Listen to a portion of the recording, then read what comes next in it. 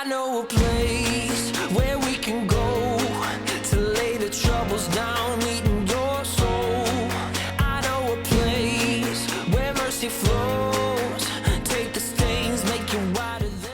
The lesson this week is about the Sabbath day tradition of many mainline Christians. Tradition is the passing on of customs or beliefs from generation to generation. Our tradition stems from shared history, culture, practices, and religious principles.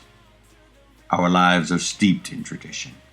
Eating turkey on Thanksgiving Day, decorating the tree at Christmas, brightly colored eggs at Easter, the use of water in ceremonies recognizing spiritual conversion. This lesson contains the Old Testament imperative to remember the Sabbath day and keep it holy. These words were written in a different time. We live in a world that is rapidly changing. We have different goals, forcing us to communicate differently, more rapidly.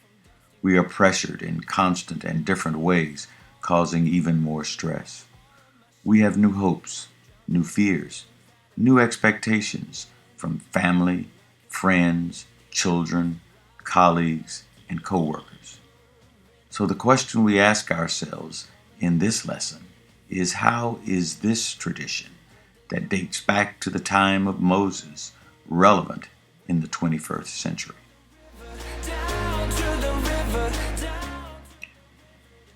The scripture for this lesson is from Exodus. But Jesus spoke of the Sabbath in Mark. Jesus reminds us that the Sabbath was made to benefit man, not the reverse. He never read what David did when he had need, and was an hungered, he and they that were with him, how he went into the house of God in the days of Abiathar the high priest, and did eat the showbread, which is not lawful to eat but for the priests, and gave also to them which were with him.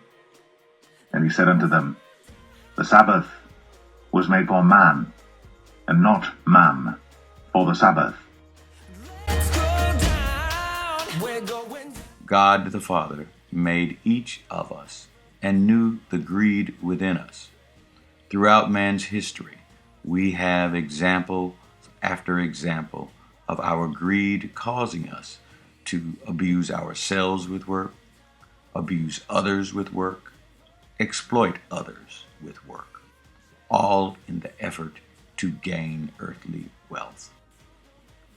Yes, the world has changed since Moses, but the goals, greed, and spirit that motivate us are the same, and the rationale for setting aside a day to contemplate and rest, the Sabbath, is the same. There are three enduring reasons why we need the tradition of Sabbath. 1, our relationship with God. 2, our relationship with others. And 3, our relationship with ourselves. The scripture tells us that the Sabbath day is a day we should keep holy. Sabbath is not just another day. It is a day we should seek to strengthen and renew our relationship with God through worship, study of the scripture, fellowship with other Christians, meditation, prayer, and praise. We must not merely see the Sabbath as free time. The tradition was instituted so that we would have a day to concentrate on our relationship with God. In a world focusing on other things, only 4 out of 10 Americans attend church weekly, and only 1 out of 3 young adults have a religious affiliation.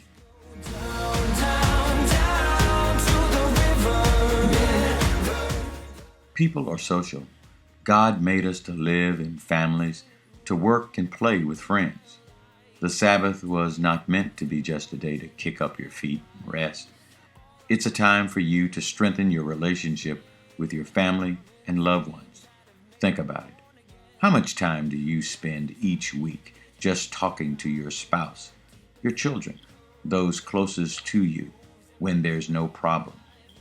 Do you spend as much time with family as you do with your phone, your tablet, or your TV? 6 out of every 10 Americans admits that balancing work and family is difficult. One day in which everyone is together, talking and engaged in joint activities, strengthens relationships, even in strained families. The world we live in is filled with pressures. Some pressures we put on ourselves. Some pressures come from the expectations of others. The Sabbath was instituted as a day of rest because we must have a better relationship with ourselves and our health. Our body was not made to keep going on and on like an Energizer bunny. The constant pressure of the 21st century life has put stress on all of us. Stress takes its toll on our physical health and destroys the temple that God our Father has made for each of us individually. I know it may be too late this week to change, but next week and the next week, let's put the real meaning back in Sabbath. Oh yeah, students, we're praying for you on those finals this week. You keep the faith, keep praying. All right, that's all for this week. You have a great and have a blessed week.